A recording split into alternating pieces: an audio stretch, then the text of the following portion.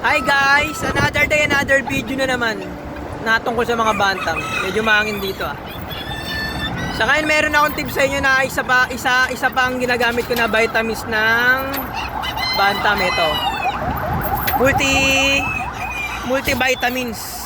Actually guys, para sa manok to, pero pwede rin to sa bantam. Kamukha ni Raptor yung nasa logo to. Multivitamins, buksan lang natin siya kung anong laman nito. Pero parang malanips ang laman nito Buksan lang natin siya. Ito nga pala guys yung laman niya Parang nips lang Parang nips lang ang laman. Mabibili nyo nga pala tong gamot na to sa halagang 75 lang yung laman. Yung gamot na to. Bali meron siyang ilan ba laman niya? Ayan, 100 tablet po yung laman niya. Sulit na rin to vitamins ng inyong bantam.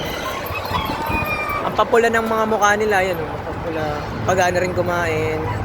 Yung nga pala guys, wag nyo to pagsasabayin pag pinainom nyo siya ng B12.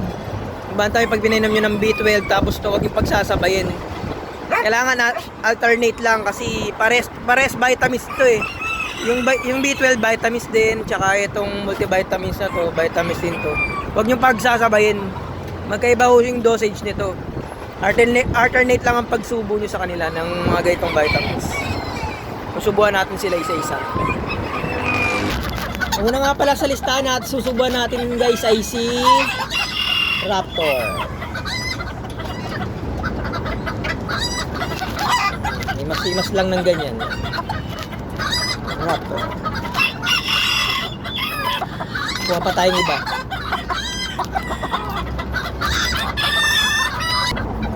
Ang sunod naman sa listahan natin ay si Diego. Pasok agad malagpas si Diego.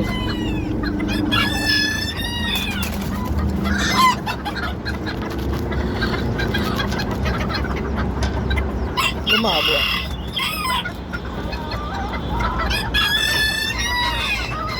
Kuha naman tayo ng iba.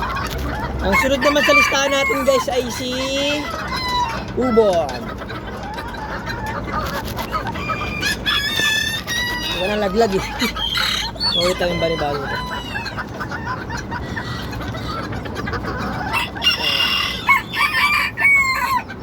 Kuha naman tayong iba. Ang sunod naman sa listahan natin ay si Midoriya. Ang 5 months may na pala to si Midoriya. Hindi nalaglag yung camera. Midoriya 5 months na mahigit. Pwede na po siya nating bigyan ng ganitong vitamins. Multivitamins.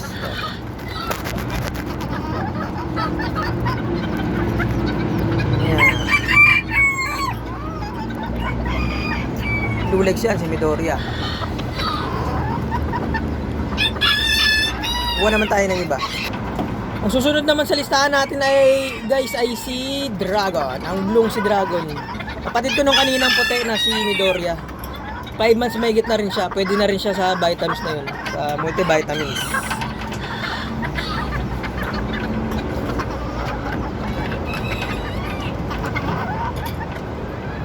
Yun, di ba?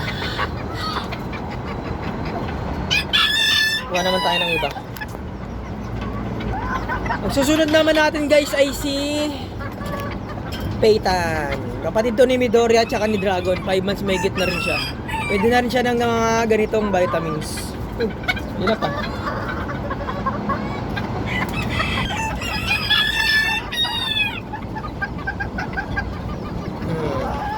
Ilulaway pa.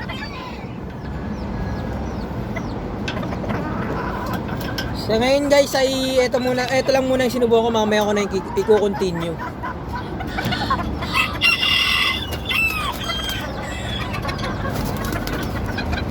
Yan lang muna guys, mamaya ako na i-continue yung pagsubo ko ng multivitamins na ganito.